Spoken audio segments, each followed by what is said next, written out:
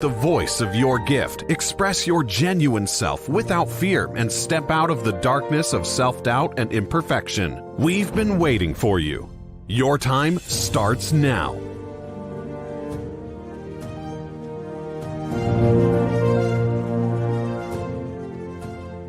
Did you know you can do more, be more, and express your best self? Find out more with Comey Marvin on the Unmute Yourself, a personal development series. It's time for you to unmute the voice of your gift, express your genuine self without fear, and step out of the darkness of self-doubt and imperfection. We've been waiting for you. Your time starts now.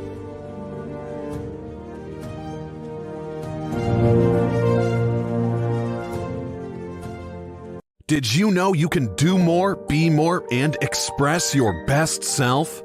Find out more with Comey Marvin on the Unmute Yourself, a personal development series. Hello, everybody. How are we doing? Good evening, good morning, good afternoon, wherever you're joining us from. Depending on your time zone, I'm very excited to be with us today as well. We know this is Unmute Yourself monthly live session, and we all know how we do it. And it's always an exciting time, a time we come to learn, a time we come to meet new people, and we get new ideas, and we get inspired, and we grow to become all that we should be. So tell me, how has it been for you? How has the week been for you? How has the month been for you so far? I know I left you sometime last month, but we've also been having some conversations all around. So I'd like to know where you are, where you're joining us from, and what your expectations are for tonight. Just drop.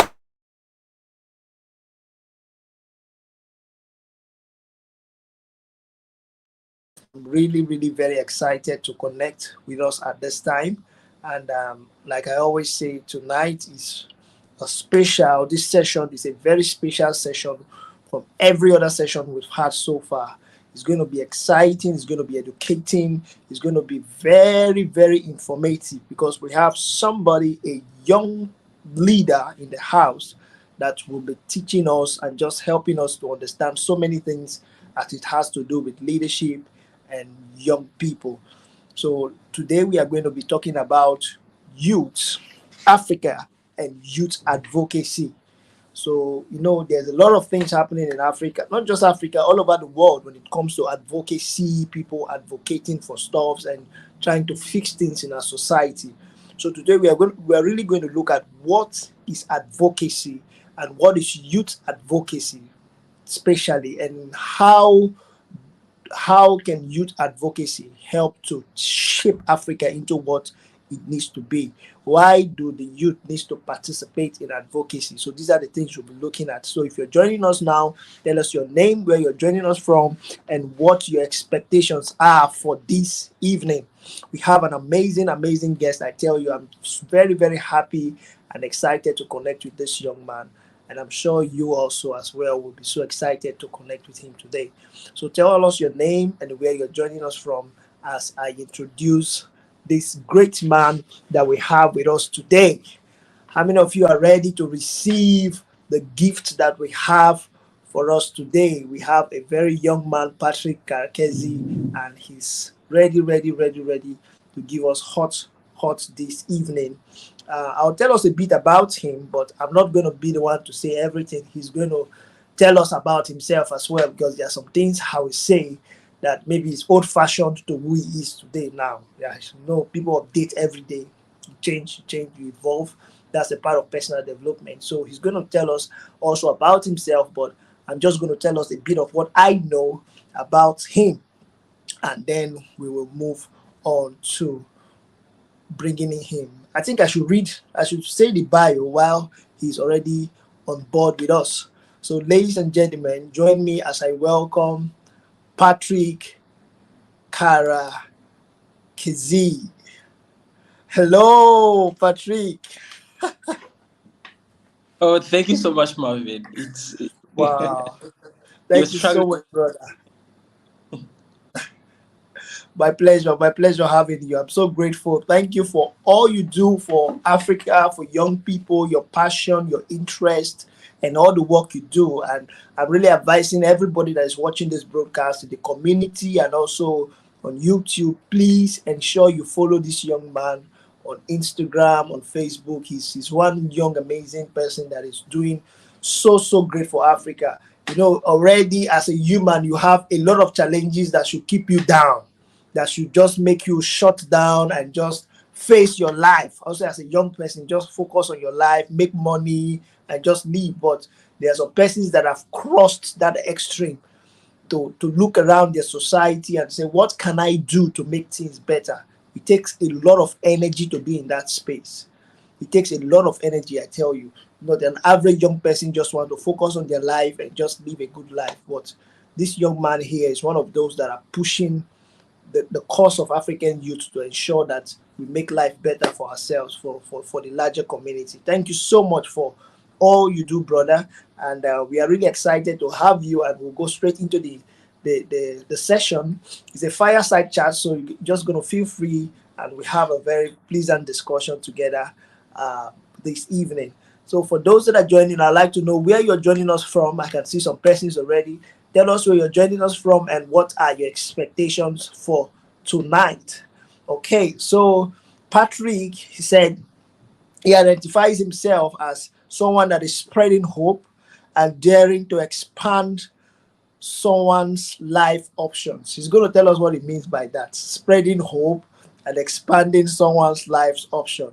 He's going to tell us. And also, he's a writer. That's one thing you need to know about him. He's also a moderator, a very good moderator for that fact. And also, he's a researcher. He's someone that likes research, and that means he is passionate about education as well. You can see it on his face. He's already looking like a professor. And also, Patrick is a speaker. He's a speaker. Of course, we can see we have him here on the show, and he's also a community development realist. These are new words I'm learning for the first time. So he's going to tell us what actually he does and who he is. So this is a bit about who Patrick is, and as we know, also he's an ambassador for the United Nations disarmament program for the youths as well. We are going to come to that in a bit. But firstly, we would like you to introduce yourself to us. We've read about you on your Instagram, on your bio. We have a very long bio about you, but just decided to go straight to what we have here. So we'd like you to tell us about yourself. Who is Patrick Karekezi and what should we know about you? Thank you. Oh my. That was very humbling, first of all. And I don't know if there is anything really special that I should be mentioning right now about me more than what you said. As you already said, yeah, I just believe that every single person is born or created to achieve a specific calling. And mine is as simple as trying to help some people and as many more people as possible gain more hope and then spread the love, share the little we have. Because we are all at different stages of life and we are privileged. We are blessed to be having certain things that certain people wish to have, and if they had them, their lives will never be the same. And that's why I'm calling. And as you said, I've previously been working with the United Nations as on one of the programs as a youth champion for this armament. And it's a program that brought together 10 young people from the whole world, and we're trying to advocate for the inclusion of young people, meaningful engagement of young people in big decisions that are made globally on peace, on security, on disarmament. And as you said, I'm a researcher. I spend most of my time, research is my life. I believe if you have... It's showing all over you, bro. I thought I would keep secrets, Can say that again. Yeah. And yeah, research is basically one thing that I'm really passionate about, because any decisions that are to be made about our lives, either by us or by the people that are in power about our future, they should be backed by evidence. What is happening in reality? vis-a-vis where we want to go. If we are coming from somewhere and we are trying to go somewhere, at least we must be having enough information to be able to foretell. We know it so well that information is power, right? So if you have enough information, you may not be able to specifically tell what's going to happen tomorrow, but you can be able to draw some sort of direction, may be able to forecast certain things. So that information is one thing that I feel that we should be making more available. I'm into research. I do writing. I write for a newspaper in Rwanda called the New Times. Been a columnist for over 2 years now, and well, it's a passion still, because if you're thinking, if you're speaking, then you should write, because writing enables you to distill your ideas before you speak. They have been written. They're able to refine them, make them better. So I found the passion, I found the skill, I learned a lot having to grow right as a writer. And I've been doing this for some time right now. I Wow. still I wasn't seeing Yeah, I'm you. with you. I'm with you. Oh, right, great. So I spent some time doing this, and yeah, I'm still growing though. I'm still open to learning and listening, because I don't think there is anything that we can ever be perfect at, because there are always people that are doing it better. So Very not necessarily true. better, but also doing it in a way that is different, way different more than we do. So trying to step out, finding a voice, harness as much experience as possible, and then infusing your voice and tell that narrative, get as many people as possible to listen. I feel I'm so involved in so many things that I prefer to simply end there as for I can see. I can see. No, when you have so many feathers on your cap, you sometimes you get confused. it depends on where I am, but I always feel like there is an interconnection, right? Because the Okay. world today is not looking for specialists; it's looking for generalists. Mm, If we are mm, all specialists, then we are going to miss out on certain things. When you look at the challenges exactly. today, they're all interconnected. So when you have a person, Exactly. what's happening maybe on climate change, what's happening Yeah. with employment, on healthcare, education, inclusivity, and gender, bring together all these parts, we come up with a solution that has never existed. So Mm, it is. I would prefer to call myself a generalist. I'm everywhere. I'm out here to know something about everything, not necessarily exactly. knowing everything about something. Yeah. Exactly. Exactly. Okay. And talking about this, you're also a researcher. So we'd like to know what area do you specialize? Because I know research is specific. Sorry. You can research about everything, right? It also So depends. it depends. Yeah, it totally depends, because I've been doing a research project in Mastercard Foundation over Okay. 2 years ago, and my research is basically on the side of social research. How we get as many more voices of young people loud enough, amplify them to the people making decisions. That is my focus. Basically, looking at youth livelihoods, generating that evidence, being able to develop papers, develop manifestos, develop reports that can inform policy decisions. So when I Wow. say youth livelihoods, that's definitely very general. We are speaking about what opportunities are there, what challenges are they facing. So we amplify their voices, because the people making decisions don't necessarily understand what the youth are going through. And that's a big Exactly. is facing. So we Exactly. engage in research. They craft the tools. They go out into communities. They collect data. They analyze the data. They come up with reports. They convene conversations, and then now we can have their voices mainstreamed, and perhaps you can have some sense of meaningful and substantive engagement of these young people, their aspirations, their perspectives included in every single decision that is made about us today, determining and trying to shape our future. Thank you so much. That's a great work you do, bro. That's a great. I really must commend you, because the future lies in the hands of we the youths and the young people, and we not being able to participate in decision makings that will shape the future is a very very big gap that needs to be filled, because whatever decision that is made right there affects us and will certainly affect us. And it's very sad enough that we are not involved in that decision-making process. So trying to amplify the voice of the young people to be heard in those decision-making chambers is really very, very necessary, especially in the time we find ourselves in. Okay, so we are going to ask, we want to know right now, how do you get into the space that you are today? What was the passion in your heart that brought you into the space of youth advocacy and just doing the works you do for young people? What exactly was the passion on your heart and that brought you into that space? I want to know. Right. So it's entirely in my life, I've always been interested in decisions, in spaces of power. I remember when I was still young, I used to tell my aunt that I wanted to grow up and be Kagame. I was about 4, 5, 6 years, and I used to think that every single president out there was called Paul Kagame. So I'd be like, I want to grow up and be Kagame. And as time went, I got into high school. I mean, throughout from primary as the head prefect, leading students. Went to high school, I was still engaged in these spaces. But I saw how much a simple thing we can change.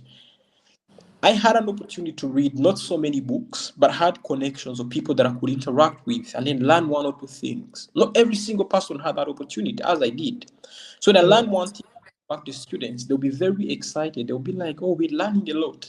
And that's a time when I thought we could start something. So in high school, I remember I was studying in Uganda, and that's when I became the chairperson of the Students' Council. It's like a committee that brings together all the students, all the schools within a specific or within the country. So I was leading over 26 schools with over 15,000 students. And that opened my eyes because we were quite privileged to be in quite good schools, right? But then there are people who wish to have just an interaction with some of the teachers we saw every other day. So the mantra was always to see that we expand the experiences we gain so that even the people that don't have the chances to be where we are get that opportunity. That's how we spread. So that time in high school, I remember I published a book. I was trying to share some of the best lessons, some of the things that I've been learning. It wasn't like a perfect thing, no. It was simply trying to inspire as many young people as possible. And fortunately, when people Then pick it on, you should add to your profile as an author. no, I prefer to simply be a writer. I'm here triggering conversations, writing, basically. Exactly. But hopefully in the future, when I do a PhD or something, I hope to include that. but Okay. but what I was saying, Amazing. so from high school, we go into community now. I got an opportunity to volunteer with an organization, and that's where now the reality hit. Throughout high school, much as I was engaged in student initiatives, I always thought that I would be a pilot. Mm. But when I meet the community people working with these civil society organizations as a volunteer, that's when I had a reality of life. It is very simple. The communities out here are not asking for much. The young people in the rural communities of Uganda, of Nigeria, of Senegal, of Rwanda, anywhere, they're not asking for much.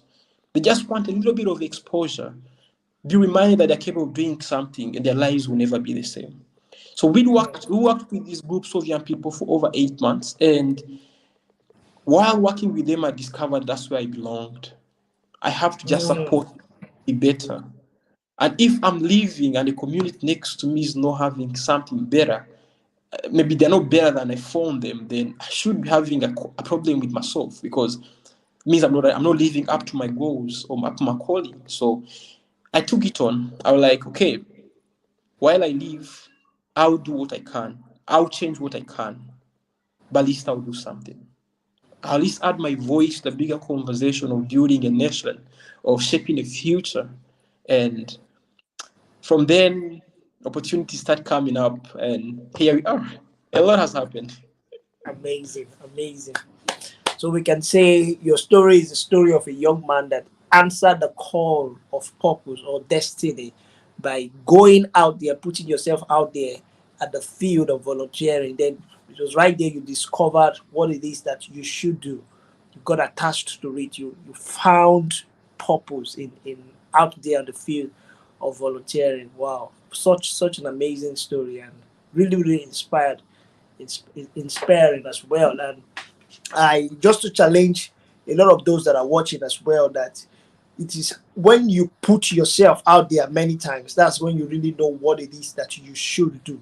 Just sitting back and complaining won't really solve the problem, but is in the act of putting yourself out there, having your hands on something, be part of community service. Especially, we have a lot of young people complaining about politics, complaining about what is happening to society. Why not try your hands on volunteering or doing something? And right there, you find out that you were the solution to the problem you have been complaining about. So I really want to inspire. I'm happy you've shared your story, and I'm sure it's going to inspire those that are watching us right now. Okay, so we are going to move on to more specifics on exactly what we have for today, which is youth advocacy. So we'd like to know, what is advocacy? It sounds like a very big word for so many persons. To know what is advocacy, and then we'll go back to youth advocacy. Yeah, what is advocacy, and then what is youth advocacy? When you speak about advocacy, most people think about making noise, right? For instance, what happened with NSAS? What happened Thank you.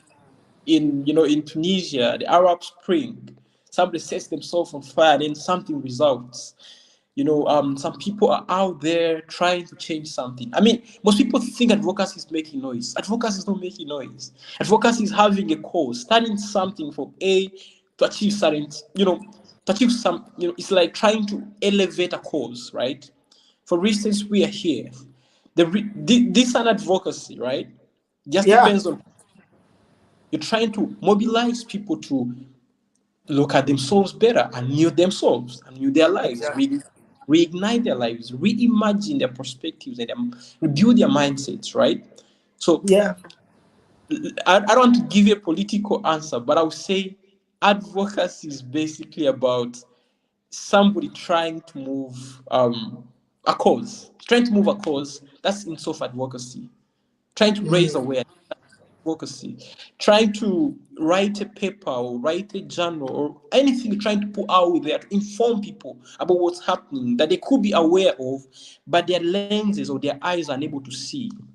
Like offering that vision, you're like, hey, this is what's happening. Can we advocate for more? Can we try to lobby for more? That's advocacy.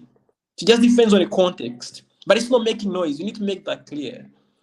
Otherwise, there are also people who are making noise, by the way. Let's also not forget that. Under this, exactly. under the concept of advocacy, somebody comes up, they have no goal, they don't know what they want to achieve.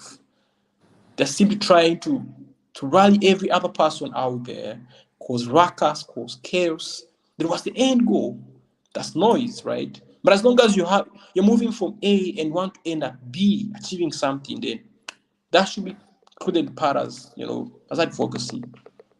Wow, wow, amazing, amazing. And you said something that is very striking, that advocacy is not making noise, because a lot of people believe that advocacy is actually making noise. But before we come to that, I asked, there was the second part of the question. I said, what is youth advocacy? So can you just answer that, and then we'll continue? I would say youth advocacy within a context of where we are as Africa is, youth have been marginalized for a very long time in Africa. For Mm. instance, some countries you find that the average age of the cabinet ministers making decisions, I'm not going to mention countries here. Average age, Mention my country. I I'm give you not the permission.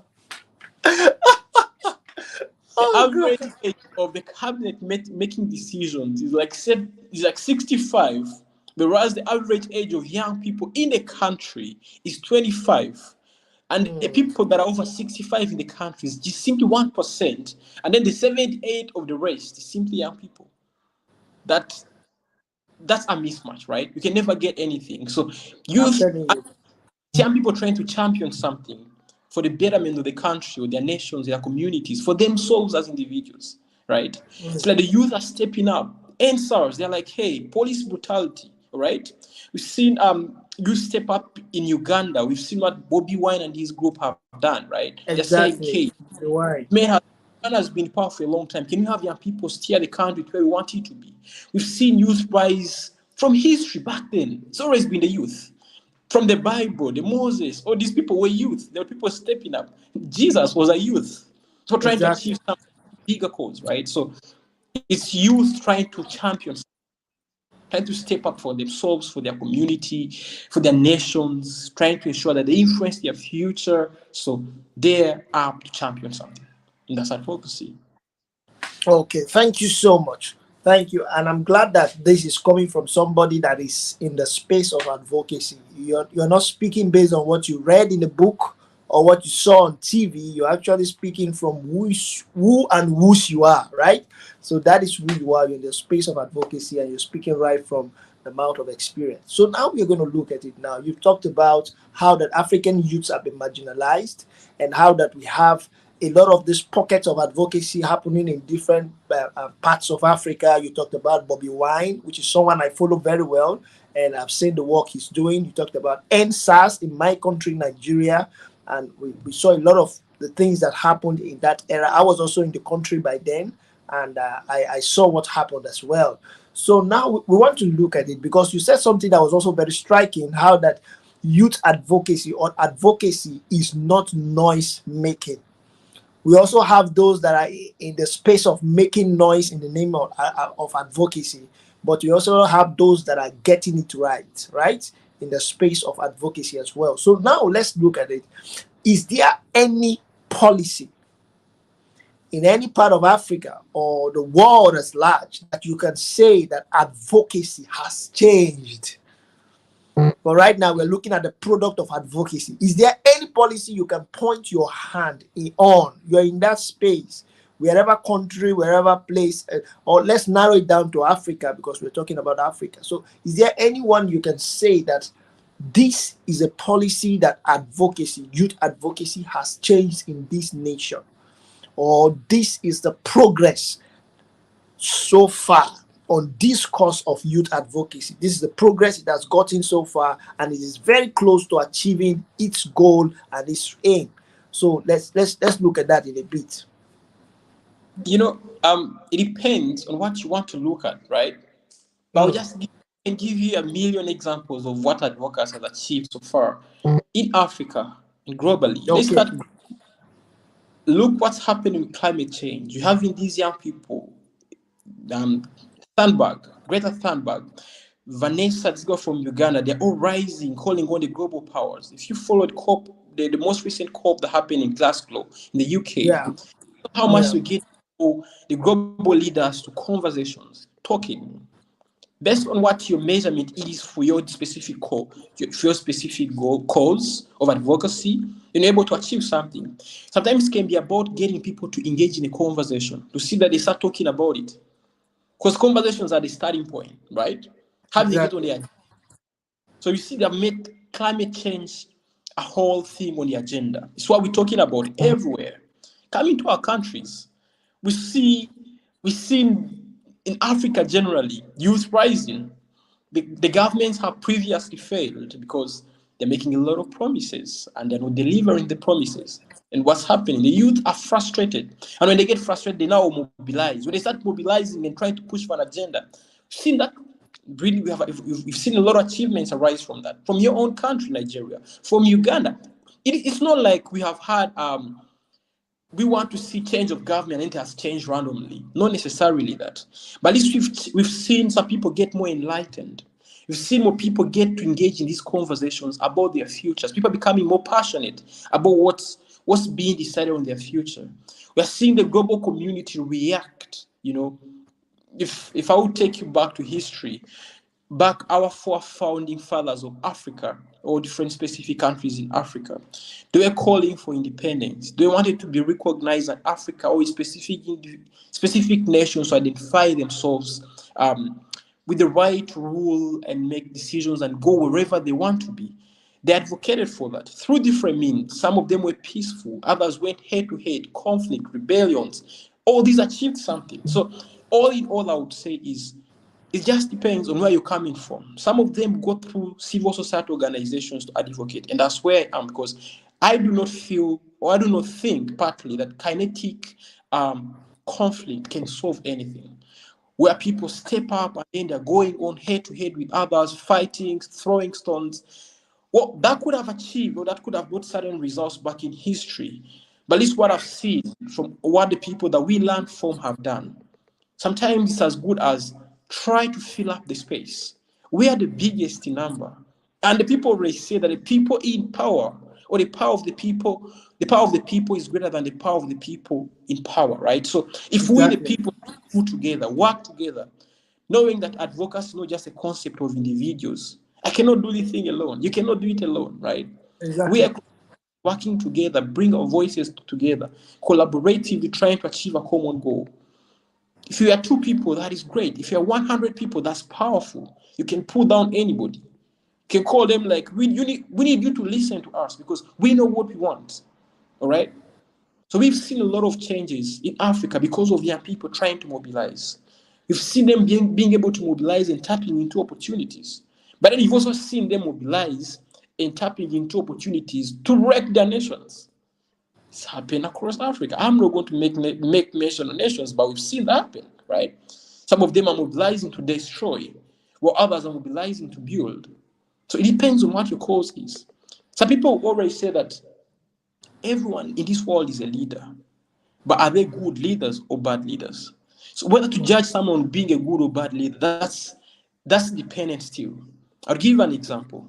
We had people like the Hitler, this Adolf Adolf Hitler, Hitler. Yeah. back in he had principles that he lived by, all right? He was a good leader who had very good traits, but he misused his traits. He mobilized people to destroy, all right? But we have seen leaders in Africa, or leaders in the world, that are using their power. So Martin Luther King, all right? We've seen what the Marcus Garvey did back in the days. We've seen what the William Du Bois did back in the days. We see what President Paul Kagame and his fellows are doing in Africa, trying to mobilize people to achieve a bigger cause, all right? You tend to be in love with Paul Kagame so much. It's visible. He's doing a bang up job, an incredible job. He's changing it. Amazing. Amazing. I commend I commend you for that. It's very sorry for cutting you. Sorry for cutting you, please. It's very hard to see young people, so many African nations. It's very hard for you to see a young person actually praising their president. It's something that's very difficult to see. I don't know, especially in West Africa, it's very hard to see that. So so it is. I'm actually surprised to see, and actually I've had conversations with quite a number of people from Rwanda, and also here in Cyprus, and you see them saying very good things about their president Paul Kagame. So I really must commend him. It means he's doing a great job. He's doing a great job. That's great. That means he's truly a role model to learn from. Role model to learn from. Yeah, you can go ahead, bro. Sorry for that interruption. Just had But to mention. just as you said, I was just trying to sum it up and say that the whole concept of advocacy has led us to where we are right now.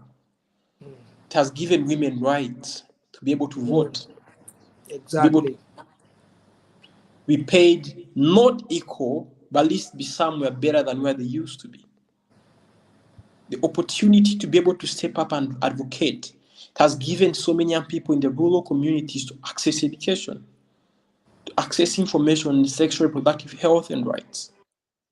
The opportunity for us to be able to step up and advocate, it has been able to curb and press checks and balances on some of our African leaders who believe they have the divine power to be in power for the rest of their lives or lead, you know.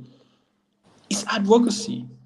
We've been able Exactly. to, we're enlightening each other and helping each other see certain things that we are unable to see. And when we advocate rightly, when we work together in teams, so you're going to be seeing people, some people have a lot of weaknesses, others have a lot of strengths. But we put together where my weaknesses are, your strengths compensate for my weaknesses. And we're all Exactly. strong. And then we move forward. So we've seen a lot of incredible changes, incredible achievements. And I cannot say no. The voices have never been enough with advocacy. We need more young people into this cause. We need them to look at what challenges are happening in their communities. Try to see opportunities in them, try to fix them, try to navigate the challenges, and then come on the other side of the coin as well. What opportunities are there? Can you optimize opportunities and create something worthwhile for themselves, for their community, and their nations in Africa and the world at large? If we keep this moving, I truly believe that we will be in a very way better place the next couple of years. But all depends on how we rise, on how we mobilize, on how we collaborate, on how we agree on certain things and move forward. Wow, thank you so much. Thank you so much, brother. Just so much to learn. I've learned so much in just a very short time of conversation with you. So now let's talk. We've said so much. So right now, I know some persons will be asking this question that I want to ask now. Why is advocacy necessary in the Africa of today, especially youth advocacy? Advocacies that are being championed by young people. Why is it so necessary in the Africa of today? What is happening that truly needs the advocacy of young people in the present day Africa? And can you point some areas that lack advocacy for the now? There are some specific things that are happening in Africa that young people have not really reason to talk about, to point at, to point finger and say no, just like the NSAS that you mentioned. What are the virgin points, if I can call that name, the virgin points that needs advocacy in the present day Africa? Well, it's a lot for starters, right? I know. Yeah. And if we look what the future holds, let's look at the present first. Young people are the majority, by all means, in every single country in Africa, right? And when we look at the future, it is us young people to have either the power to determine what we will become as better a community or a broken community as Africa. All right. So if, for instance, we say that the average age of young people is around 25 currently in Africa, and the next couple of years, about a decade, we're going to be having so many young people join the job market. All right. If it is say that I think over 1 billion young people will be joining the job market, but out of the billion, I think 600, with the current trends continuing, 600 million jobs will be created. Then what happens to the rest of the 400 million? Are they going on the streets? So you're building a nation at the same time you're wrecking it. Focusing on one thing and forgetting that there is the other side of the youth that have a lot of power. When we say that we need the youth to take the lead, it's because we believe they know what's happening with themselves. They understand their challenges. They have been part of the problems. And so they should also be the champions of the solutions. And for a very long time, young people have been engaged as simply beneficiaries. We've been told, you'll get there. You're the leaders of today and tomorrow. But wait for tomorrow. The tomorrow has never come. It's been years.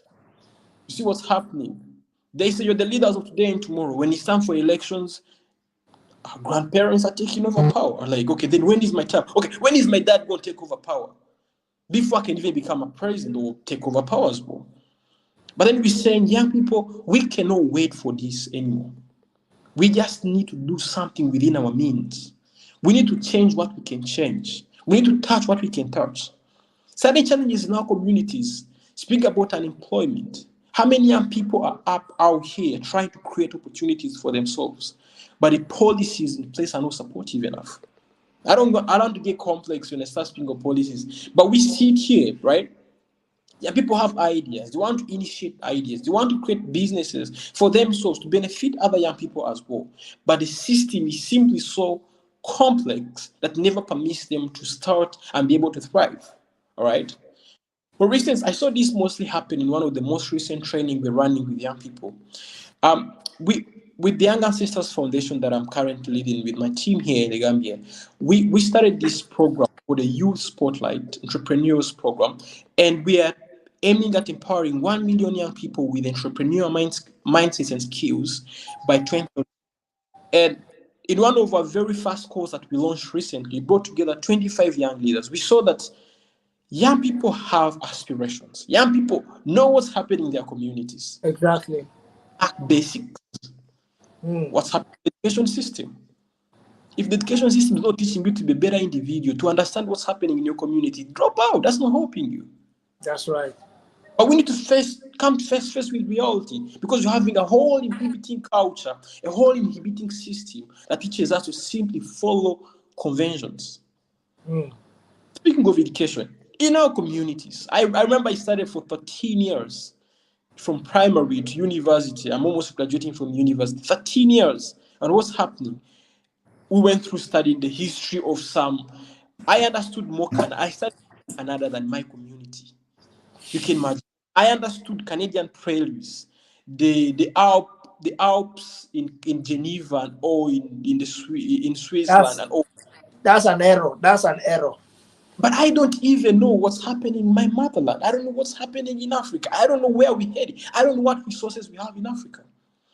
We see young people in Congo walking on streets, on foot, barefooted, stepping on minerals, going to school. To study what? If what you're studying is not encouraging you to realize what's happening or what's under your ground and learn how to add value on whatever is under the ground of your country, then definitely you should start questioning the essence of that education. The antiquated systems, the hierarchical systems need to be broken down. So we're saying young people need to rise and question all the things. Are young people questioning? Yeah, definitely they are. But are the voices enough? No. Are they asking the right questions? Questionable. They could be asking a lot of questions, but not the right questions. But if we get more comfortable with comfort, we check this out and go out that we could change a lot. That's just education system. We see a lot of immigrations happening. As I speak right now, young people in Morocco have been beaten and killed trying to cross to Spain. Right? Exactly. Yeah. Why should young people be leaving, going to Spain? For a long time, we're told that Africa was I think we're supposed to be upholding the rest of the world because of our wealth as Africans. But what do we gain here? We are seeing the rest of the world is turning towards Africa.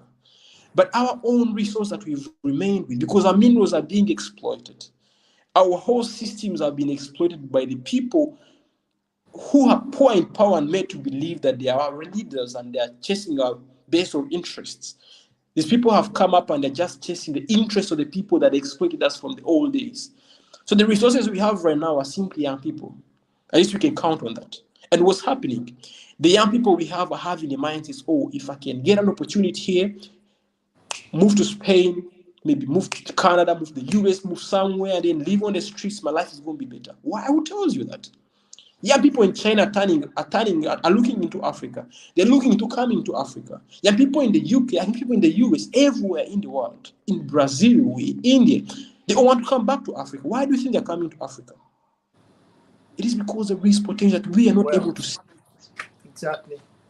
If we cannot be able to see the potential within us as a continent, then I should say there is more need for advocacy. We need to continuously call for this so that we are reminded of the reality we're living in today. Because our future depends on the decisions we make today. If we get it wrong, we're never coming back from this. When people were saying that Africa was colonized, yes, Africa was colonized. We have to keep blaming the people who colonized us, right? But where is this going to end? Now it's time. We've had our opportunity to be in power. Other countries were borrowing when we're borrowing. Speak of China, speak of so many countries in Asia. And what's happening? They have built themselves. We are looking up to them right now. What's Africa doing? We've revised our means of begging instead of revising our means of building ourselves. We need to change all these things when we still can. And I'm saying the potential is within young people.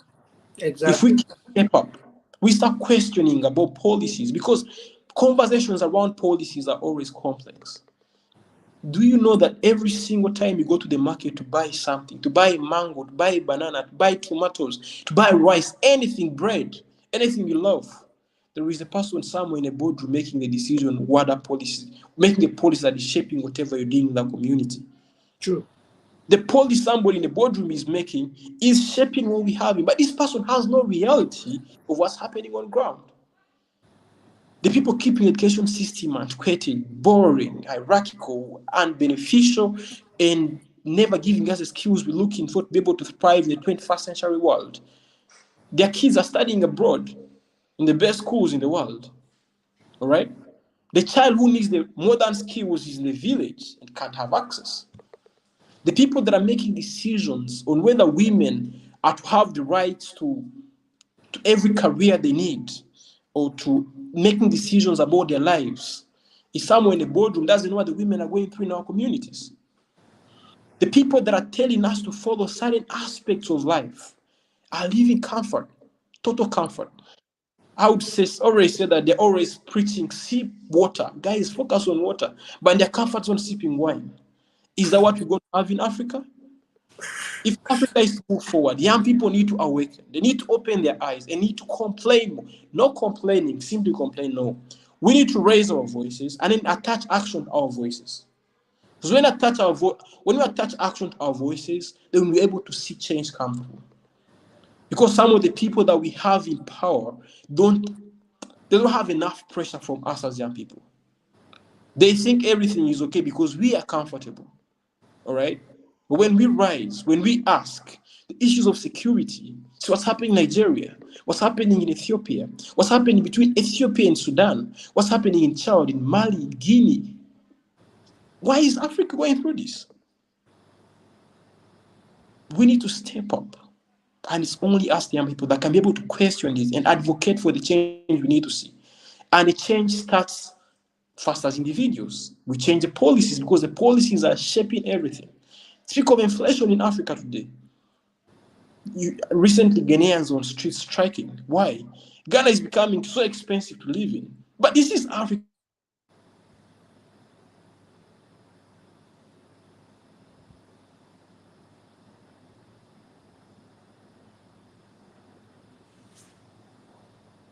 Wow. I think we're having some. Are you back, bro? Can you hear me? Okay. Oh, I think. Yeah, can hear you now. Yeah, every other day we ask our leaders, why is this inflation? Why is the standard of living becoming more costly? They will tell you Ukraine, Russia. But that's not necessarily the issue. What policies are we making within our communities to see that we change the way systems are for the betterment of the future? And I would say if you are to achieve anything, it has to be championed by young people, just like it's always been.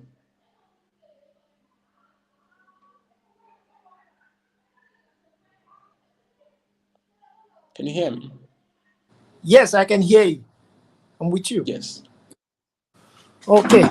Thank you so much. That as we come to the close of today's session, I can see your just like I said, you're not speaking based on what you read in a book. You're not speaking based on what you saw somewhere. You're speaking based on who you are. And as we come to an end of what we are having for today, I will finally just want to know.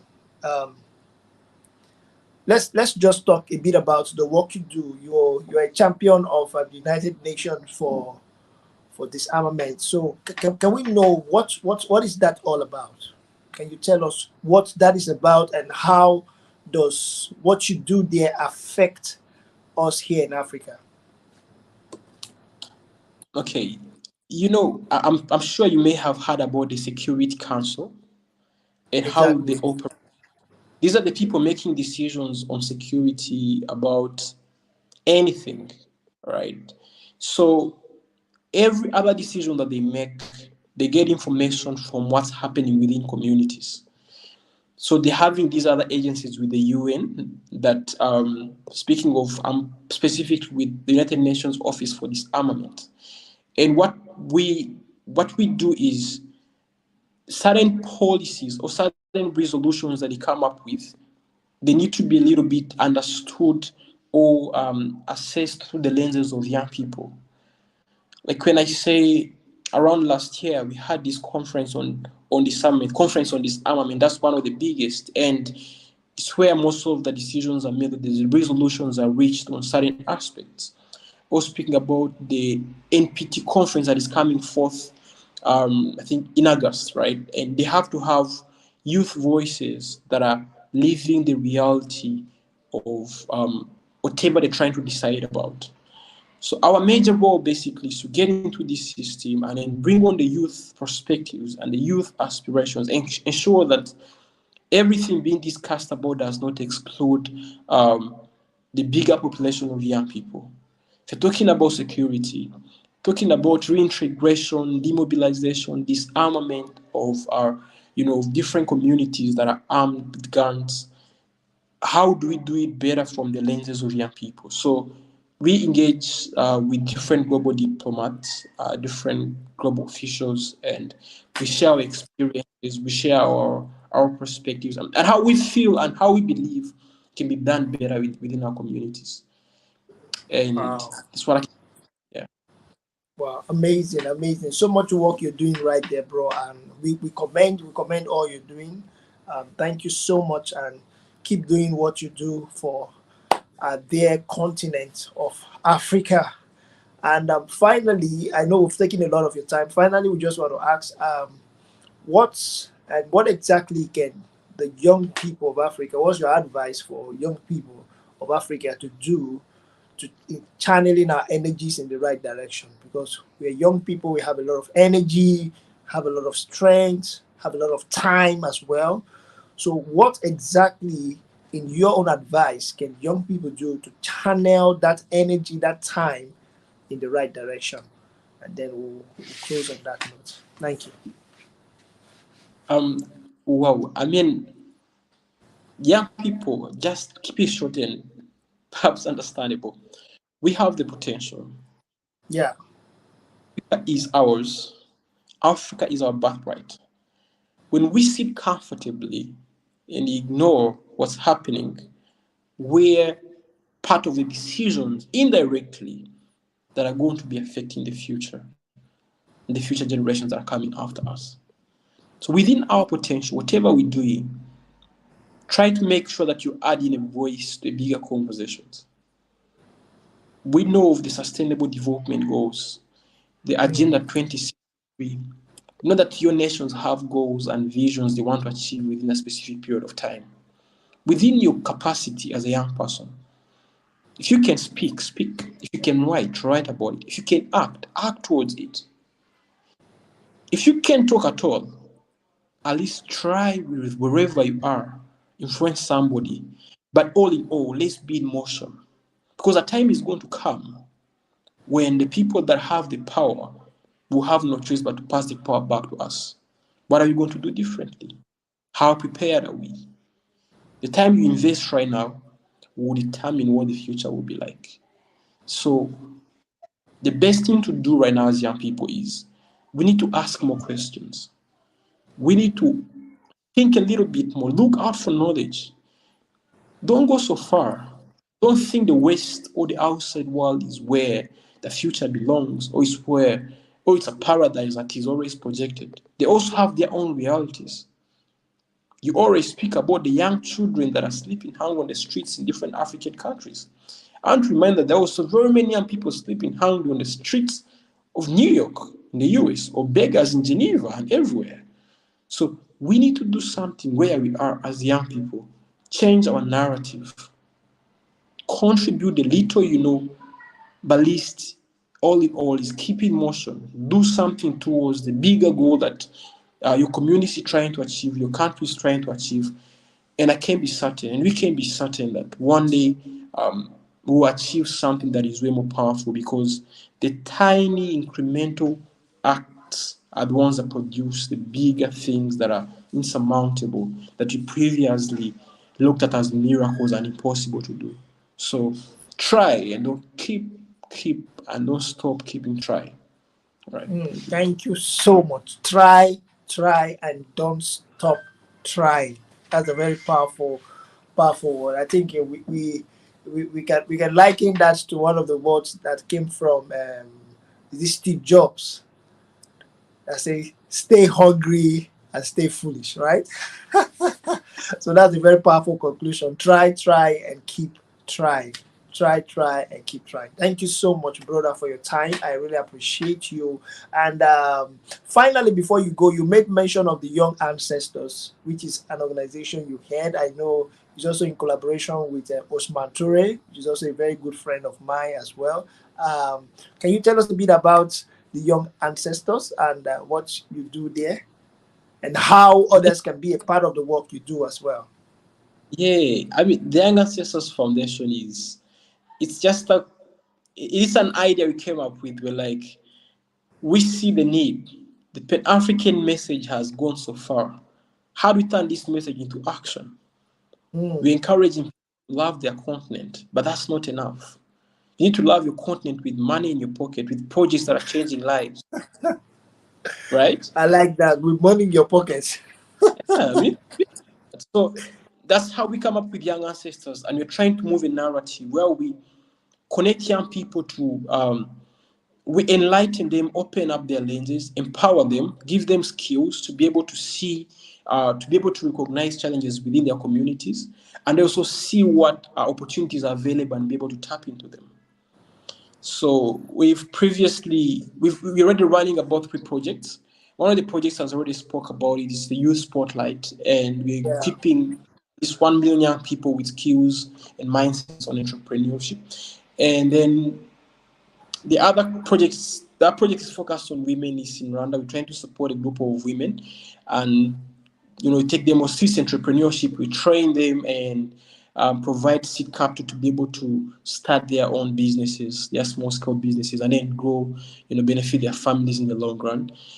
And then we're also so interested into we talk about advocacy a lot and research as well on the other side, but all in all is our bigger goal is to see that we awaken the consciousness of young people to the cause of Africa. Wow.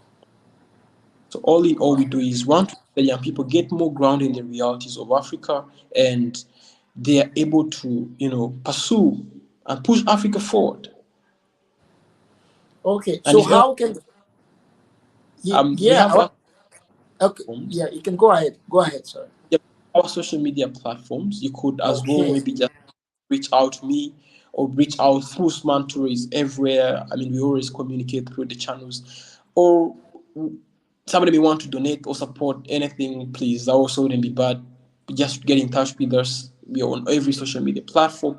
And we'll be launching a couple other projects as we come along the way, because we're getting in so many other new partners. Like the recent project we partnered with the UNDP Gambia.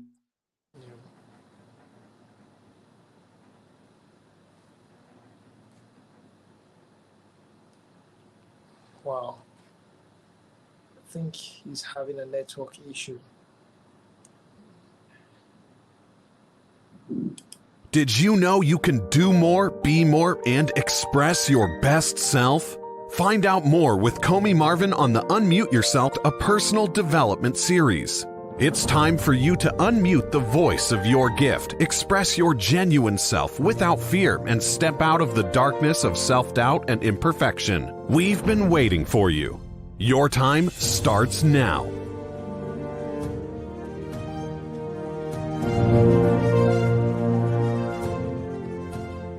Did you know?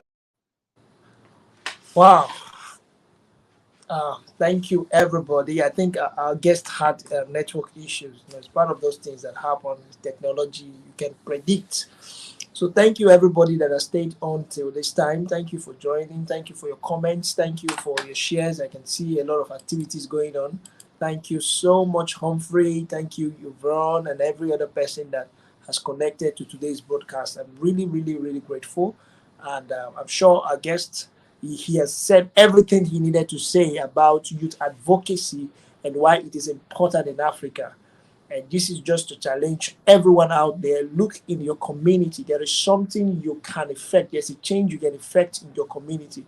There is something your hands can do that can turn the tide around. Instead of sitting down and complaining about what the leaders are doing and what they are not doing, then you can stand up and take conscious actions, conscious, calculated steps. Also working with other young people that have like minds like yourself and effect changes in your community. Like we say, they always say that young people, we are the leaders of tomorrow. But I tell us that we are the leaders of today. I think our guest is back now. We're sorry for that break. Sorry for the interruption. Okay, good to have you back, sir. Thank you so much. Okay. Yeah, I think you were done on that point, right? Yes, yes. Okay, thank you so much. You talked about the young ancestors and how we can connect. So you can connect with the young ancestors on Facebook, Instagram, or connect with Patrick Karekezi directly on Instagram as well, and also Usman Tore. You can reach them there on Instagram, Facebook, wherever you go, you find them. Everything. Yeah, everywhere on Twitter, everywhere you find them there, and you can communicate with them on how we can move Africa to the next level. Thank you so much, brother. And finally, we saw you on Instagram with crocodiles. We don't know if you're training crocodile or you have a walk with crocodiles. So, what were you doing with them, bro? I was trying out new things, trying to face my fears. I'm so Ah, afraid of. So ah, when we go to the Gambia, they told us there are places where there are crocodiles. We had to look out for them. I was simply facing. wow. I'm really afraid of reptiles. Very Wow, afraid. not just you, myself as well. I don't come close to them. When I saw you, I was like, wow, you you're really strong, bro. I Yeah. I was tempted to think it's not alive. It was alive, but on condition we had to first feed them fish, give them a lot Wow, of. So when they are satisfied, they sleep off. They can't move. wow, that's a Yeah. trick. That's a trick. Yeah. That's a trick. Wow. That's amazing. Thank you so much. We are really grateful for having you. Thank you for your time. This is almost an hour now. Thank you for all you do, and we look forward to greater collaborations and doing so much for our dear continent of Africa. Thank you so much. Do you have any last words for us as you sign out, please? Well, I would like to say thank you so much, Marvin, and for the incredible job you're doing. I mean, Grateful. this is what I'm saying. Let's all do something within our capacities, regardless of where we are. And Exactly. I hope and I really believe that one day these actions get recognized and that the ultimate goal is achieved. That so many young people also get enlightened and discover what their callings and what their passions are. So we're able to awaken their consciousness, as I earlier mentioned, and Exactly. all get our efforts, our passions, our energies directed to build in Africa. Because what happens when we lose our motherland? You know? Mm, So, so sad. yeah. And Sad. thank you so much for this. I'm grateful. I'm grateful. Thank you. Thank you. My much thanks goes to you. I think I'm going to let you go now so you can do other things that you have to Please. do. Thank you so much. And do have a wonderful, wonderful, wonderful day ahead. Thank you. Thank you. Have a good Yeah. time. Thank you. Bye. Bye. Okay, everybody. I'm sure you enjoyed the session, and like I said, we can all connect with Patrick Karekezi on Instagram, Facebook. He's doing amazing jobs that we all can learn from. So thank you, everybody that's joined and stayed on up to this time. I can see some people still connected. Thank you so much, and do have a wonderful evening and a wonderful night rest. See you next time. That's next month on the Unmute Yourself live session, and we'll continue from where we've stopped today. Do have a pleasant day ahead. Bye bye. Thank you. Did you know you can do more, be more, and express your best self? Find out more with Comey Marvin on the Unmute Yourself, a personal development series. It's time for you to unmute the voice of your gift, express your genuine self without fear, and step out of the darkness of self-doubt and imperfection. We've been waiting for you. Your time starts now.